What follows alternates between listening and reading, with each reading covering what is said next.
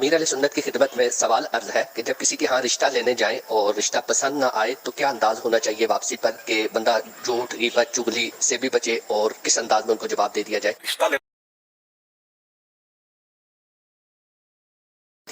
رشتہ لینے جاتے ہیں تو یعنی کہ دیکھنے جاتے ہیں، پہلے انکوائری کر رہے ہیں، اس وقت تو کوئی اپنے کومنٹس دیتا نہیں ہے. عام طور پہ سمجھدار آدمی کومنٹس نہیں دے گا.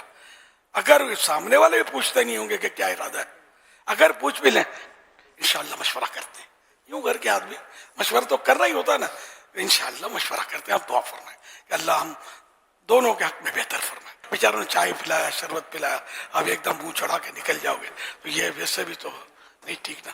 اب پسند نہ آنا اور بعد میں اگر کہے بھی تو یہ مطلب نہ کہا جائے کہ ہم کو رشتہ پسند نہیں ہے. مشاورت میں ہی طے ہوتا ہے بڑے بوڑھوں سے، خاندان اور مشاورت ہم نے کی. ابھی ہمارا ذہن یہاں ہے نہیں. دعا فرمائے اگر ذہن بن گیا انشاءاللہ ہم آپ سے رابطہ کریں گے. رشتہ خراب ہے، برا ہے، یہ کریں گے تو دل آزاریاں اور گناہوں کے دروازے کھل سکتے ہیں. تو ہر چیز میں حکمت عملی ہو اور احتیاط ہونی چاہیے.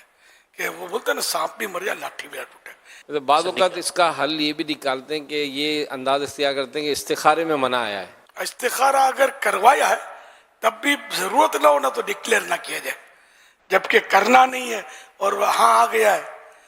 اور اگر آپ جھوٹ بولیں گے کہ استخارے میں نہ آیا ہے جبکہ آیا ہاں ہے، دل ہو نہیں رہا، تو پھر بتایا نہ جائے استخارے کا. جھوٹ بولیں گے تو گناہ گار ہوں.